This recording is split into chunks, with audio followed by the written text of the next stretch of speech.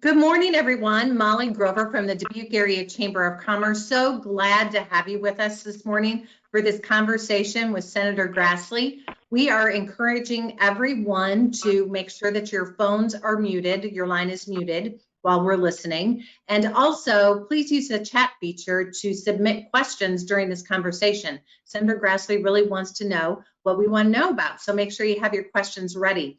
It is my pleasure to introduce our board chair, Mr. Brian Schatz, COO of Medical Associates Clinics. Brian. Thank you, Molly. Good morning, everyone, and thank you for joining us for this special conference call with Senator Charles Grassley. My name is Brian Schatz. I am the board chair of the Dubuque Area Chamber of Commerce and the Chief Operating Officer at Medical Associates Clinic. On behalf of my board colleagues, it's with great honor that I get to make today's introduction. Senator Grassley was born in New Hartford, Iowa, and has been married to his bride, Barbara, for 66 years, raising 5 children. He was first elected to the Iowa legislature in 1958, and Senator Grassley continued his political career, heading to Washington, D.C., elected to the House of Representatives in 1974, and then the U.S. Senate in 1980. Senator Grassley currently serves as the chair of the Finance Committee and is a member of Judiciary, Budget, Agriculture, and Tax Committees, the Senate Caucus on International Narcotic Control, and he is co-chair of the Senate Caucus on Foster Youth. One last note before we get started this morning, the Chamber would be remiss if we did not take this time to thank you, Senator Grassley, for your leadership to support Iowa's citizens and businesses amid this global health and economic crisis. So thank you, sir. Ladies and gentlemen, Chamber and community leaders, it's my pleasure to welcome the most senior Republican in the Senate, third in the presidential line of succession, and currently serving his 7th term, the senior United States Senator from the great state of Iowa, Senator Charles Grassley. Welcome, Senator. It was a kind introduction and very accurate. If I were going to say anything about it, I'd just add something that my entire lifetime has been spent near the New Hartford area, the first town west of Cedar Falls, Iowa, and I live within 4 miles on a farm, within 4 miles of the farmhouse I was born in. And I'm glad to be with you, and I shouldn't take a lot of time with opening remarks because for this time to be able to answer your concerns. But I would say that we accomplish 2 things by this telephone conversation. Number one, the Dubuque Chamber makes a regular annual trip to Washington, D.C. with maybe a small group of no more than 10 and sometimes 5 or 6 to communicate for the entire business community of Dubuque. And we appreciate those annual visits. But because of the pandemic, we're not able, I'm sure that's the reason you aren't coming to town now, because you probably wouldn't get into the office building I'm in. No, nobody does. So we're doing this. Plus, besides the 5 or 6 or dozen people that I'd normally be talking to, I'm probably talking to several dozens of people by phone, and I'm glad to do that. And 5 weeks, I was isolated on the family farm, doing the same thing that I'm doing with you. With, let's see, I can think of Davenport, Burlington Chamber, Fort Madison or Lee County people, Des Moines, a couple groups of Des Moines, including the Des Moines Partnership, Sioux City. I think at least those I had the same sort of meeting I'm having with you, only I was at the farm. And my staff was not in this office where I am right now. In fact, only about 1/5 of the people are here any one day because of social distancing. But they're still doing their job from home, probably being more productive than if they were here in the office serving the people of Iowa. So I'm glad to have this opportunity to talk to you. You've heard me say at my county meetings that representative government's a two-way street. I have a responsibility to come to you, but you also have a responsibility to come to me. And you've asked for this meeting, so I thank you for fulfilling your responsibility. But if you're going to represent people like I'm trying to do, then you got to know what's on their mind. So now we go to your questions, and so I can find out what's on your mind. I would only say that sometimes I misinterpret a question, so break in if I'm not really addressing your question, or if I give you a 2-minute answer and it really doesn't answer your question, then follow up, please. But beyond that, I'll just let you set the agenda. All right, wonderful. Senator Grassley, this is Justine with the Dubuque Area Chamber. I've got some questions our members submitted. The first one comes from Elliott Road, who's the general manager of the Holiday Inn Dubuque. It says, last week, the Bureau of Labor Statistics shared a list of the top industries impacted by the COVID-19 crisis. The hospitality and tourism industry ranked in the top spot.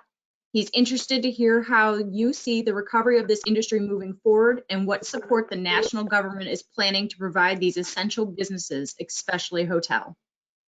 Yeah. Any hotel under 500 can get the forgivable loans, and that program ran short. We increased it by $310 billion.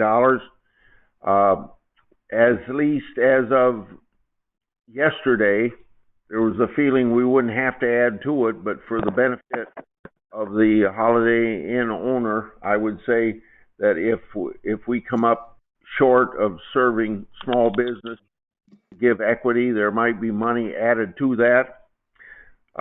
We're going to wait probably 3 weeks or so before we start talking about what you call phase 4 of the CARES Act, and that would be for 2 reasons. One, we've very quickly put out $3 trillion, and we've got to know how that's working, and a lot of that money hasn't been spent yet. As an example, $75 billion for hospitals that hasn't been put out yet. I don't know how much money is left in the small business forgivable loan program, but that would be there. But what I think the major problem, not only it's for restaurants, for tourism, for motels, to some extent for packing plants. Packing plants haven't been shut down except for the virus itself invading the thing, but we have to build confidence to get those people to go back to work. And for the hotel industry, we have to open up the economy and hope that people feel comfortable going to a motel and hotel and things like that. So I think that opening up the economy, in other words, if we have everybody shut in their homes, nobody's going to go to a motel, and so opening up the economy is the only long-term benefit we're going to get. Government help, continue to do that, is not a solution.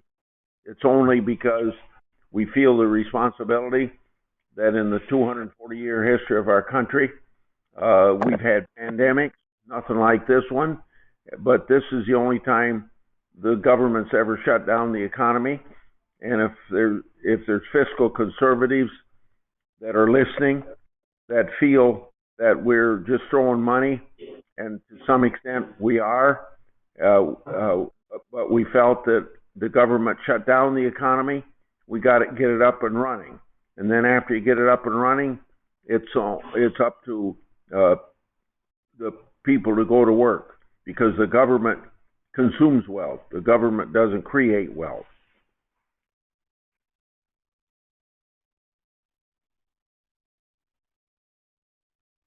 All right. Next. Oh, go ahead, Governor. Senator. The next question we have is, with the spiraling loss for dairy, hog, and beef producers are taking, what type of stimulus will be coming towards the farmers and producers to make up for these losses? Yeah. We put $24.5 billion in the CCC administered by the Secretary of Agriculture. That's a 1930 decade program that still exists. It was a help that farmers got because of the Chinese tariff. So it's being used to help the low prices that cattle producers, well, almost any farm commodity is getting. How far that'll go, I can't anticipate. That's $24 billion, like I said, about the $75 billion for hospitals. That's still not out there. By the way, $100 billion of the $175 billion for hospitals is out. But this $24 billion, of which now they've only decided to release $19.5 billion, that probably won't go to the farmers until June, because it's covering livestock for the first time, and that takes some regulation writing and some software evolution to get the money out to the right people. So, this decision was made 6 weeks ago, only because prices were low. What's developed since then is the packing plant's not operating 100%, sometimes only 50%. Sometimes they aren't operating at all in some instances, but overall, maybe not less than 50%. So we run into this depopulation on top of just low prices. And there may be still some of this money can be used to help the farmers with the depopulation, but I don't think so. So several of us wrote letters to Schumer and McConnell and Pelosi and McCarthy saying that if there is a Phase 4 bill, and I think there probably will be, we have to think of maybe more money to cover the depopulation that's going on. It's a terrible thing to kill 300-pound hogs, you know, or even if you're depopulating by baby pigs at birth, it's still quite a catastrophic thing, not only economically, but mentally and emotionally for those farmers. So that's the next step if we have to do it. Now, part of the irritation about beef prices is 4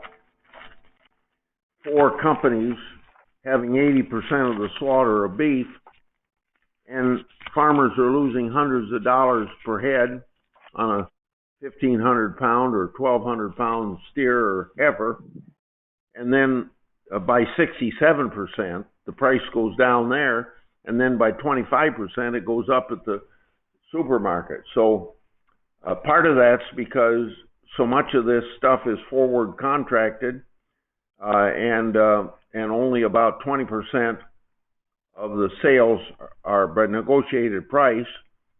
So the independent producer doesn't really have a market. So I put a bill in yesterday that you can go to my website and read my speech if you want to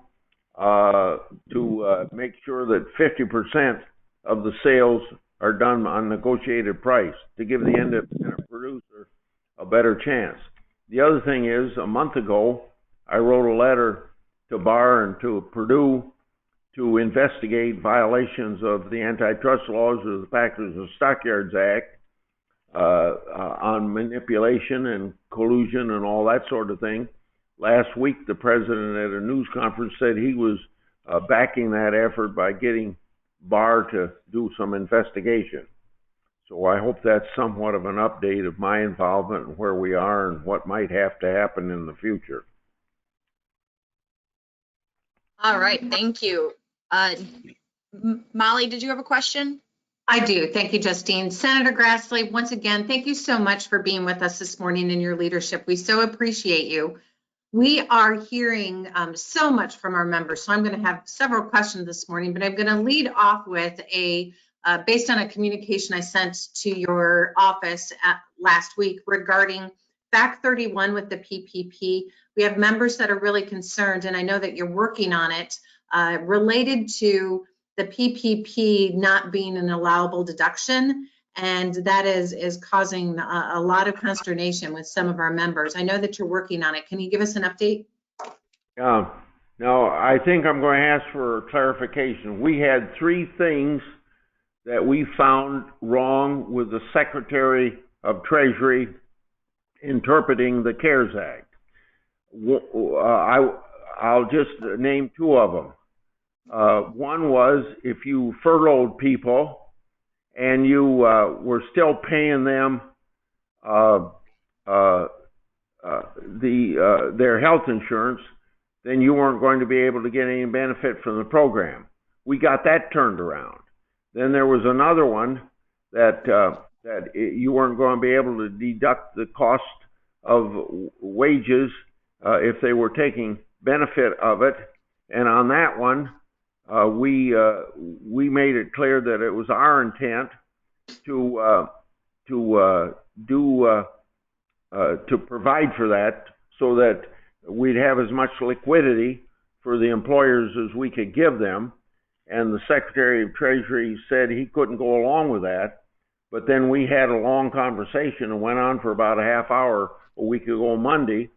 And we pointed out how that was the discussion between my finance committee and the small business committee.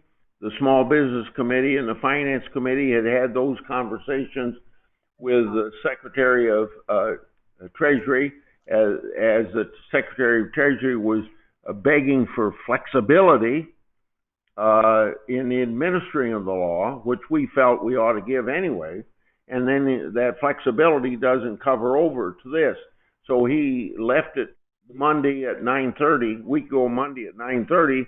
He was going to go back and check and see if he could change it the way we wanted it.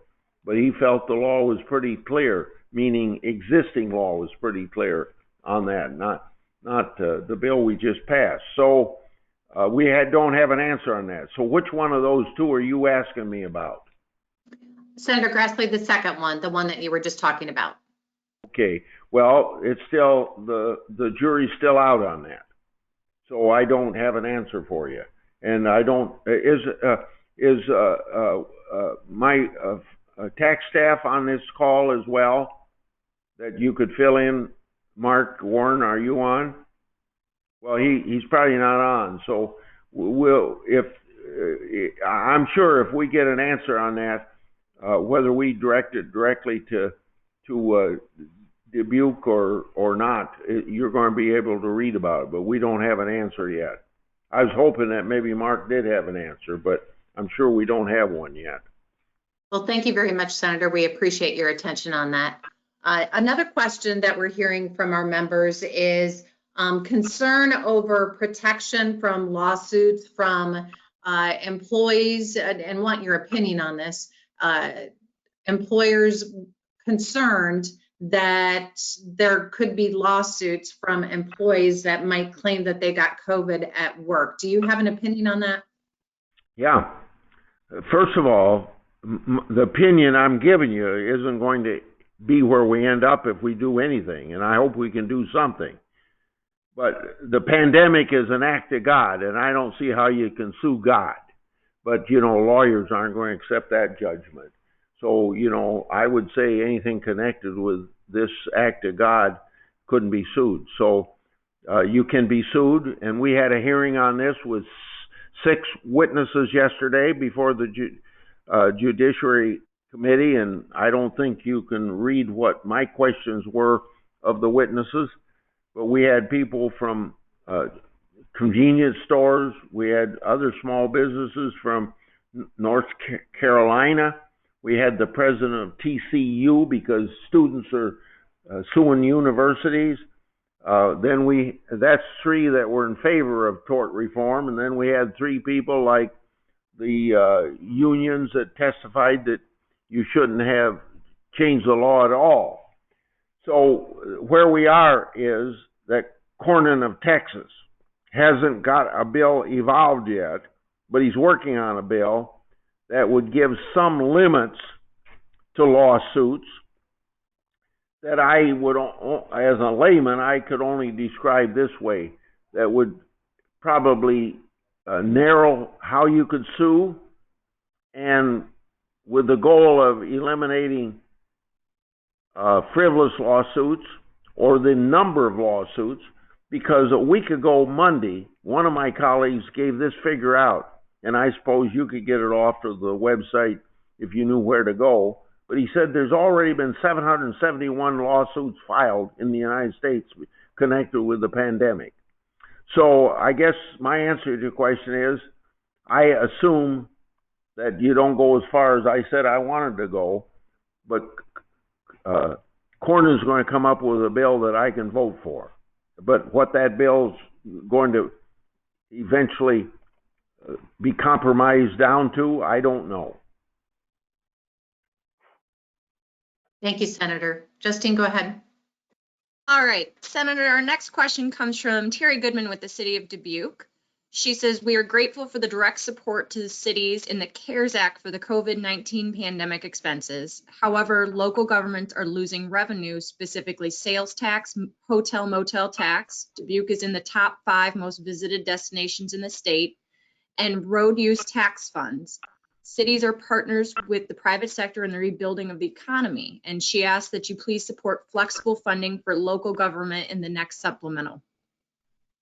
Well, first of all, I want to explain that she may not know about some flexibility that's been given to cities that wasn't probably this flexible in our intent when we passed the bill on the first $150 billion, because it was not meant to be revenue replacement, and it's still not really revenue replacement, but it was only going to be able to spend on things very directly to the health needs caused by the pandemic. Since then, and I don't know whether it's because of heat from Congress or whether the Secretary of Treasury just decided to do it, but that money has a great deal of flexibility in it now that was announced about 10 days ago. And if you aren't aware of that, you need to, I suppose, go to the Treasury Department's website. But I'll give you, oh, you know about it? Somebody started to talk, so that's why I said what I did. Anyway, there's a great deal of flexibilities. For instance, now you can use it for police, first responders. You can use it, I don't know how city people think about depopulation of pigs, but it can even be used for that as well.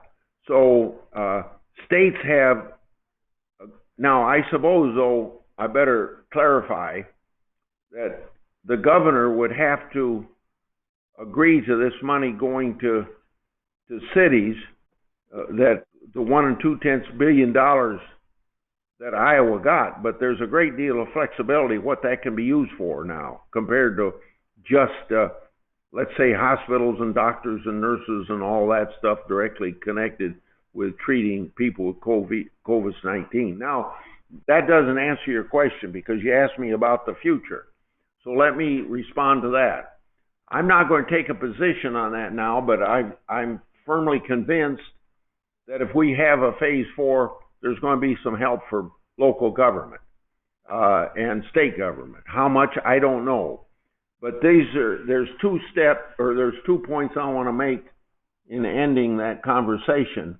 And number one is, after 2 months, do we know for sure how much revenue is being lost by the various states and how much in Iowa versus, let's say, New York City, as an example?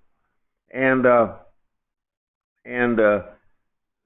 that's one factor. So, maybe we ought to wait until we get some more firm figures, because I'm kind of resentful towards Republican and Democrat governors coming up with a $500 billion figure.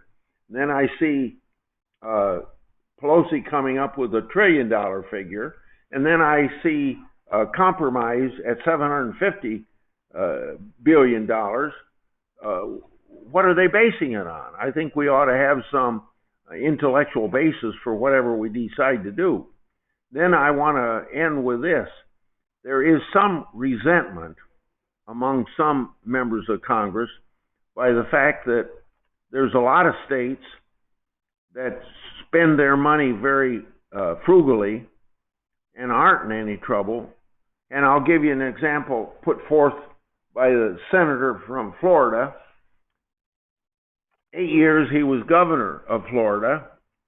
And he said while the 8 years he was governor of Florida, he had 3 million more people than New York had, and yet New York was spending X number of dollars and going into debt in what he considers an irresponsible way, whereas he always had a balanced budget. He went into office 8 years ago with a tremendous debt in his state, and he got that debt paid off and serving more people than governor of New York was serving. So those are some of the arguments that are going on around here, the extent to which states that are very careful how they spend their money ought to be subsidizing states that are irresponsible.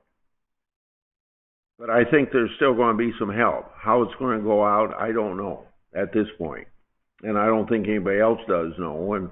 When you see $500 billion and $1 trillion and $750 billion just thrown around, I don't think those people know either. All right, thank you, Senator. Our next question comes from Julie Kronologi at Travel Dubuque. She says, today in DC, nearly 1,000 motor coaches will be rolling in to ask for financial support due to COVID-19. This is the only large transportation industry that has yet to receive funding.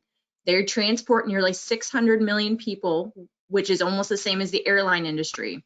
Is Congress finally ready to support this industry that supports 300,000 Americans? The motor coach industry is so important to Iowans, especially in our rural communities. I don't know, but I can tell you that's been on my radar. And the reason you don't know is to what extent is there going to be a phase 4 and what's this going to do, and that's going to be decisions going to be made on how fast the economy is turning around, if it is, and get it up and running, and then how much money is going to be spent in that bill if it is spent, and how you're going to divide it up. Anyway, this has been on my radar screen since the first of the 5 weeks that I was isolated on my farm. I had conversations with the one from Carroll, Iowa, that's the 5th largest, I think he claimed the 5th largest fleet in the United States as one example, and he explained to me all of his problems. And at that point, we just passed the CARE Act, so there wasn't even any talk at that point about another follow-on phase 4. There's more talk about that now, so I really didn't have an answer, but it's on everybody's radar screen. Wonderful, thank you. Senator, we have 3 more questions. Do you have time for that? If they're short questions, yes. I got to open up the Senate at the top of the hour, but I've got my necktie on and I'm ready to run anytime you're done. So let's take wonderful. three questions that hopefully will be I can give short answers to. All right, wonderful. This comes from Jim Holt. What is your opinion on if or when we might see infrastructure stimulus funding? The president wants it to be part of phase 4. There's a lot of support for infrastructure, but most people see it got to be handled as a separate issue and not part of stimulus, because it's not directly related to the pandemic. It's considered a separate issue.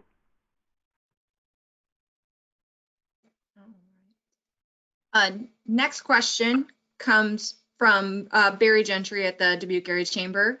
He just wants to say, Senator, thank you for all that you do, and that we hope you could support the 501c3 chambers of commerce that can be eligible for the relief in the next phase of the CARES Act.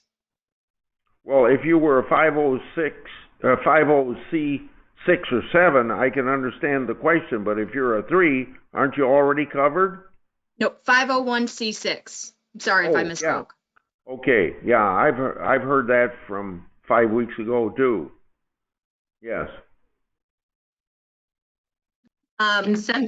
If I can just add, Senator, one of our casinos, the Q Casino is a not-for-profit casino. They're a 501c4, and so they don't qualify for the PPP based on small gaming industry, and they don't qualify because they're a not-for-profit as a C4 as well. So that's a bill that's legislation that we're certainly interested in.